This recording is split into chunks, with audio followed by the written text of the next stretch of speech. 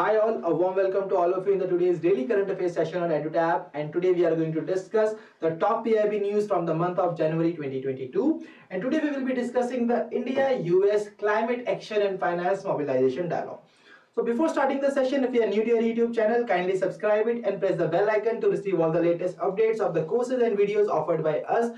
And you can also join our Telegram channel to get access to the PDF of these sessions. To join the Telegram channel, kindly click on the link given in the description below. So now let's move on to the session. Let's get started. So here you can see from the headline of the PIB that India and US have launched the Climate Action and Finance Mobilization Dialogue. And this particular article was in the PIB on 13th of September 2021. Yes, you have heard me right.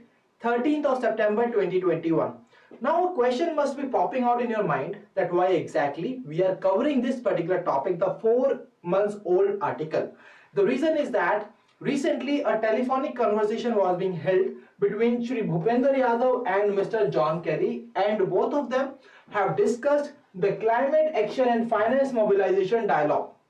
And this article was featured on 11th of January 2022, and this is the reason that today we are discussing the Climate Action and Finance Mobilization Dialogue.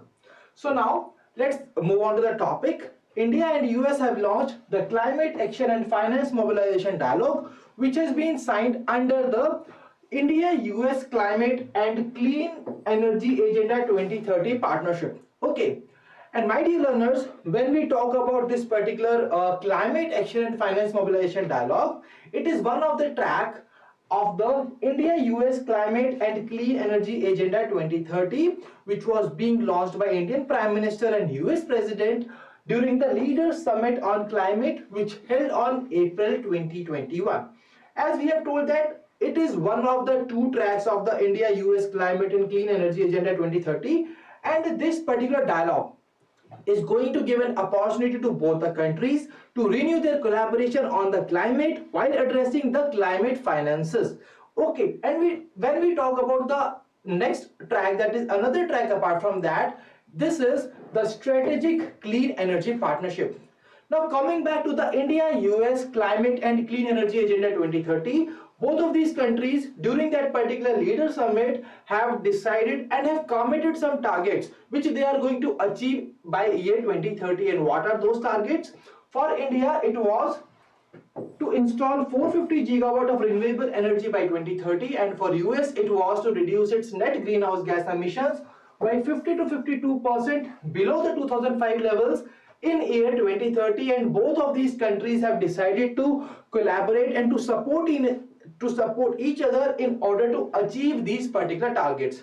Now one more target that is coming to my mind, that during the COP26 summit, our Honorable Prime Minister has announced that India is going to become zero carbon emission free by year 2070. Okay, and this particular target is really very much important for all of you to remember from the exam point of view.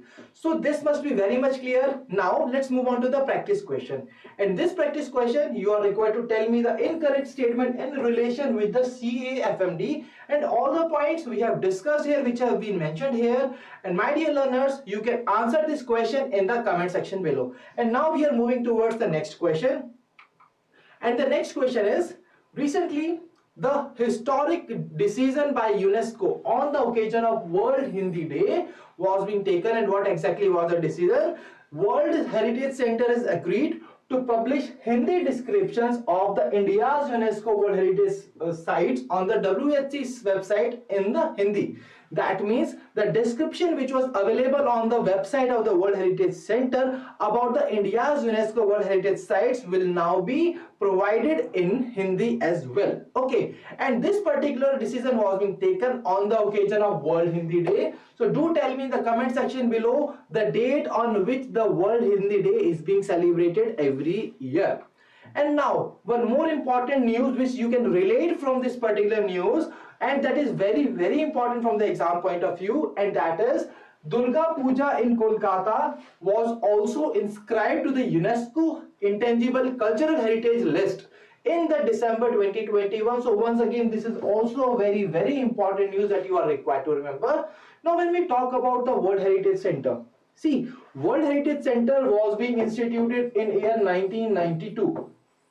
It encourages the countries to sign the World Heritage Convention and to ensure the protection of the natural as well as cultural heritage which are being located in those countries. Okay, so that was the part. Now when we talk about the practice question related to this particular topic, here you can see the question is this: who is presently the director of the UNESCO World Heritage Center? See, when such kind of organizations are in the news, you are required to cover the static part of them as well, because there is a probability which can be asked.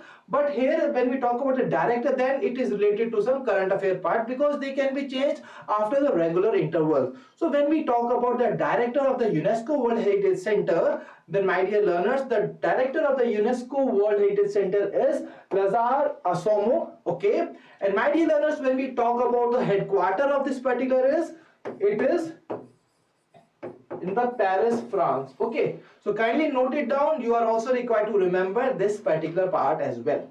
Now let's move on to the next question. The next question is about a tech startup company which has recently signed an MOU with the Technology Development Board for the water purification through innovative technology, and you are just required to tell me the name of the startup which has signed this particular MOU with the Technology Development Board. So now let's find out the answer to this question by discussing this news. So here you can see that Union Minister Dr. Jitendra Singh has launched an AI-driven startup. The name of the startup is Swajal Water Private Limited, and it is a startup which has been founded by one of the IIT alumni.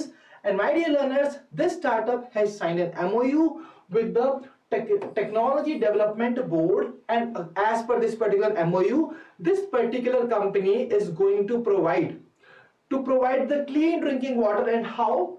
By with the use of artificial intelligence. And I want to add one more point here, that this Gurugram based company, see, this particular company, that is the Swajal Water, is being based in Gurugram, and it is going to use the artificial intelligence for the optimization of water purification. And from here one more important point comes into my mind, that is the target of the India. An ambitious target has been set up by the Indian government, that is to provide clean drinking water to all. And what exactly is the timeline for that target? It is year 2024. So once again, this particular target is really very important for all of you to remember from the exam point of view. So I really hope that this is very much clear, and in the similar manner, my dear learners, you are required to link one news with the other in order to remember them as well. Okay, so now when we talk about the practice question, the answer is very much clear. That is option A, Swajal Water Private Limited.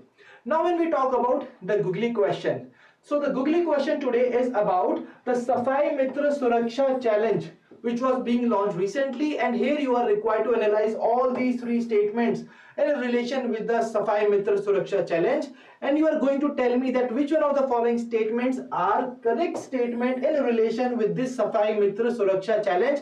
See, all these kind of campaigns, initiatives, schemes, programs, or the portals which are being launched by the government are really very important from the exam point of view and for you to cover. Okay, so now kindly answer this question in the comment section below. And now when we talk about the homework question, in the homework question you are just required to find out the name, you are just required to identify the name of the telecom operator which has recently offered the government of India to attain 35.8% equity stakes against its dues related to the spectrum auction installments and AGR payments, whether it is BSNL, Vodafone Idea, Bharti Airtel, Jio. Do answer the homework question in the comment section below.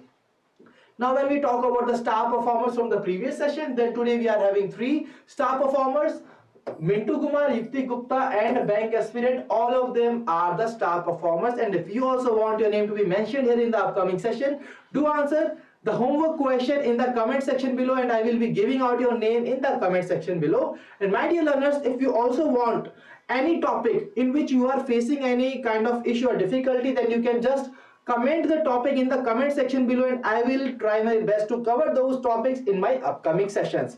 So that was all from the today's session, and I really believe that today's session was useful and fruitful to all of you. And if you are having any queries, you can drop us a mail at hello@edutab.co.in, and you can also call us at 814-620-7241. So thank you for joining us. Wish you all happy learning.